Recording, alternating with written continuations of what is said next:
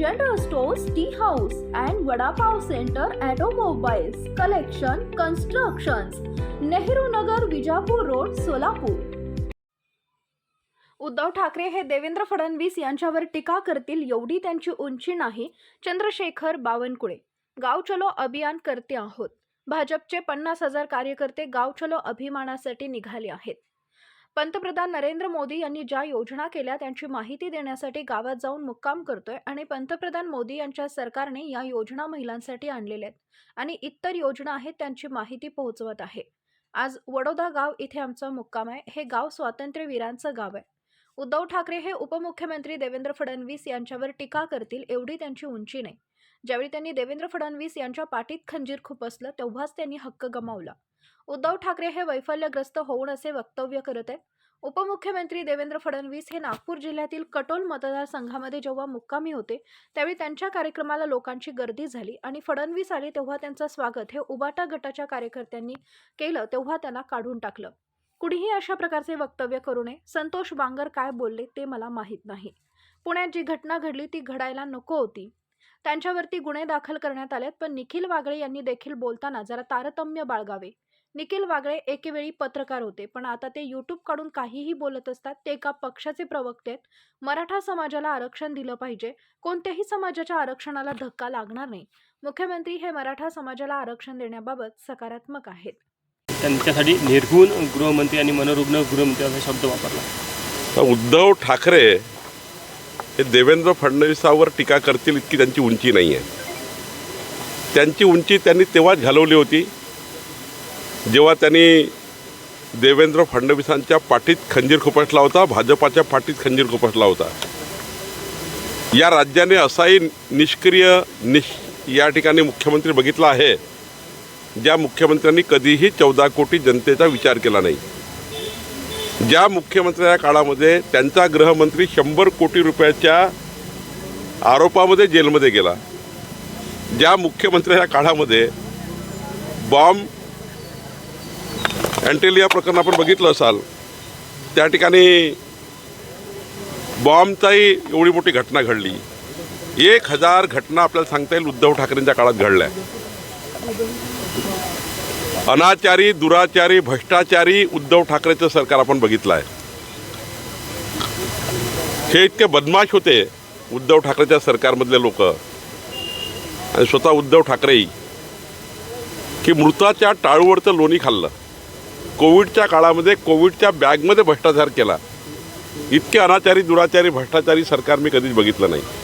आणि त्यामुळे उद्धव ठाकरे जे टीका करताय ते वैफल्यग्रस्त झाले आहे. त्यांनाही माहीत आहे एकही खासदार निवडून येणार नाही. त्यांनाही माहीत आहे की 2, 4, 5 आमदारही दिसणार नाही विधानमंडळामध्ये. महानगरपालिका मुंबईमध्ये अस्तित्व जाणवणार नाही. आणि त्यामुळे वैफल्यग्रस्त होऊन देवेंद्र फडणवीसावर ते टीका करतात आहे. कुठं देवेंद्रजी, कुठं उद्धवजी, कशाला बरोबरी करायला निघाले आहेत? तुम्ही टाचणीवरही बरोबरी मोदीजींची आणि देवेंद्रजींची करू शकत नाही. त्यामुळं तुम्ही जरा जसा 2.5 वर्ष मुख्यमंत्री असताना आराम केला, आता तुम्हाला परमनंट आराम करण्याकरता महाराष्ट्राचे लोक सांगणार आहेत. न शोभणारी त्याच काळात लागायला पाहिजे होती ज्या काळामध्ये कोविडमध्ये भ्रष्टाचार केला, कोविडच्या पॉलिथिनमध्ये पैसे खाल्ले, मृताच्या बॅगमध्ये पैसे खाल्ले, तेव्हाच राष्ट्रपती लागवड लागायला पाहिजे होती. पण ते आता मागतात आहे. तेव्हा जर प्रकरणं जर 2.5 वर्षाचे काढले तर तेव्हाच्या काळात खरी राष्ट्रपती राजवट लागायला पाहिजे होती. एकनाथजीच्या नेतृत्वामध्ये देवेंद्रजी आणि अजित पवारजी चांगलं काम करतात आहे. डबल इंजिन सरकार महाराष्ट्रात काम करत आहे आणि मोठे मोठे प्रोजेक्ट आता या महाराष्ट्रात मार्गी लागत आहे. त्यामुळं धास्तावलेल्या मानसिकतेमध्ये उद्धव ठाकरे बोलत आहेत. संतोष बांगर यांनी काल कोणीही कुठल्याही राजकीय व्यक्तींनी टीका करताना किंवा बोलताना तारतम्य पाळलं पाहिजे. मला माहिती नाही संतोष बांगर काय बोलले, पण सर्वांनी संस्कृती पाळली पाहिजे. महाराष्ट्राची संस्कृती ही संताची भूमी आहे, ही राष्ट्रसंताची भूमी आहे.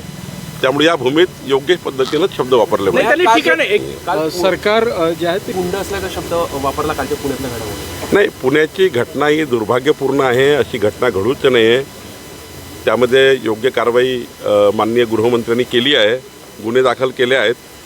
पण निखिल वागळेंनी सुद्धा ट्विट करताना, बोलताना तारतम्य पाळलं पाहिजे. मोदीजीवर अडवाणीजीवर बोलताना आपली उंची तपासली पाहिजे ना. ते पत्रकार जरूर होते, पण आता एका पक्षाचे प्रवक्ते आहेत, ते राजकीय काम करायला लागले आहेत, राजकीय व्यवस्थेमध्ये आले आहेत. ते पत्रकार नाही आहे आता.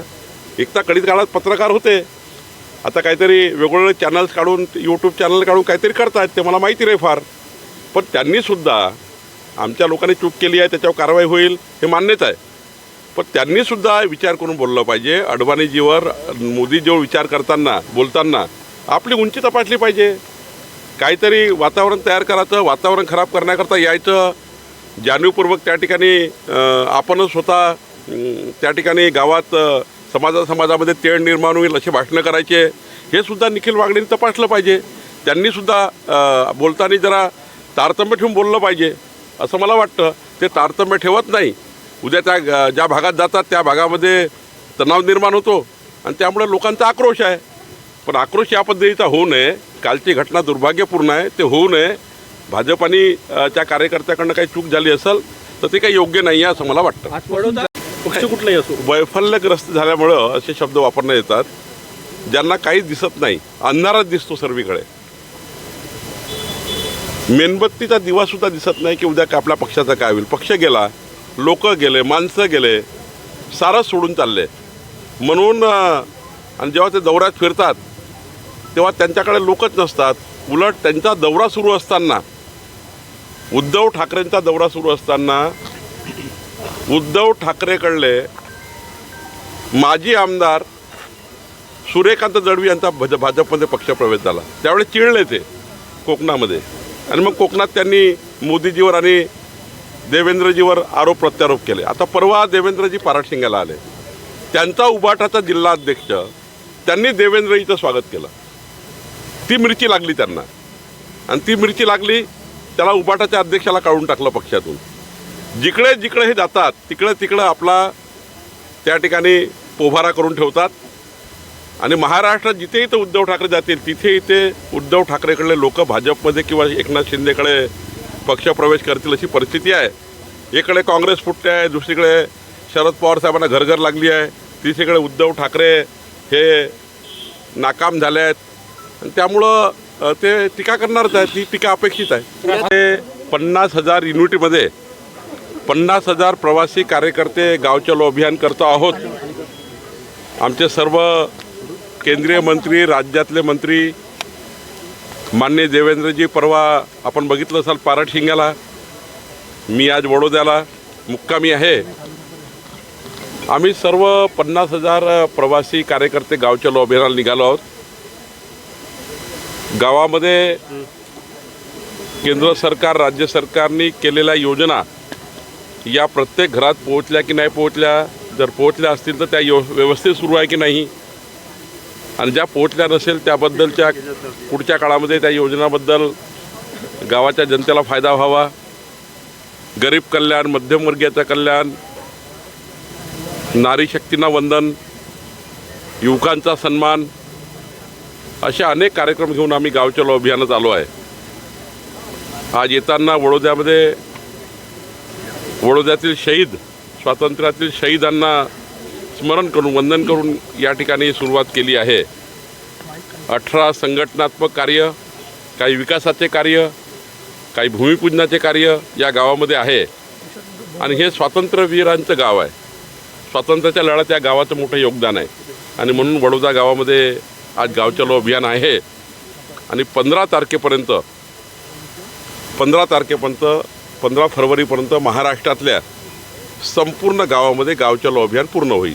उद्योगमध्ये आता सुरुवात केली आहे. माझे 18 संघटनात्मक कार्यक्रम आहे, विकासाचे कार्यक्रम आहे, जनसंवाद आहे, या शेतकऱ्यासोबत जनसंवाद आहे. शेतकऱ्याचे प्रश्न, शेतमजुराचे प्रश्न, महिलांचे प्रश्न, युवकांचे प्रश्न. या वडोदा गावामध्ये एक मोठं गाव आहे, स्वातंत्र्य संग्राम सैनिकांचं गाव आहे. आणि या गावांची बाजारपेठ ही 40-50 गावाला जोडलेली आहे. विकासाचं मोठं केंद्र आहे. या गावामध्ये जेव्हा मी जनसंवाद करेल तेव्हा कळेल नेमकं जनतेच्या मनात काय आहे.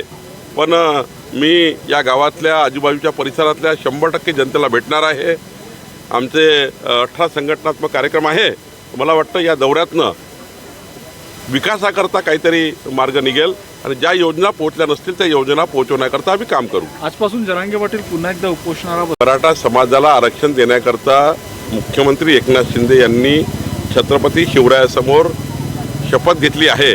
ते पूर्ण करतीलच, पण ओबीसी समाजाचं कुठलंही आरक्षण कमी न करता मराठा समाजाला आरक्षण दिलं पाहिजे ही स्पष्ट आणि व्यवस्थित भूमिका आम्ही मांडली आहे. मुख्यमंत्र्याकडनं अपेक्षा आहे की ते ओबीसी समाजावर अन्याय करणार नाही. मुख्यमंत्र्याकडनं अपेक्षा आहे की ते ओबीसी समाजाचं आरक्षण कमी करणार नाही. मुख्यमंत्र्याकडनं अपेक्षा आहे की ओबीसी समाजामध्ये इतर जातीचा समावेश होणार नाही. मराठा समाजाला यथोचित आणि टिकणारं व्यवस्थित आरक्षण दिलं पाहिजे, जेणेकरून मराठा समाजाची येणारी पिढी जी आहे त्या पिढीला त्याचा फायदा झाला पाहिजे. याकरता भारतीय जनता पार्टी मराठा आरक्षण देण्याकरता पूर्णपणे एकनाथ शिंदे यांच्या मागे उभी आहे आणि मला विश्वास आहे की एकनाथजी व्यवस्थितपणे मराठा समाजाला आरक्षण देतील असं मला वाटतं. Paras mobile accessories and electronics, mobile व टीव्ही रिपेरी, मोबाईल व सर्व डिश रिचार्ज. आमचा पत्ता 34/2/39 70 फूट road, new Pachhapeth, Solapur. Mobile number 774499 6658 आणि 954546 8473.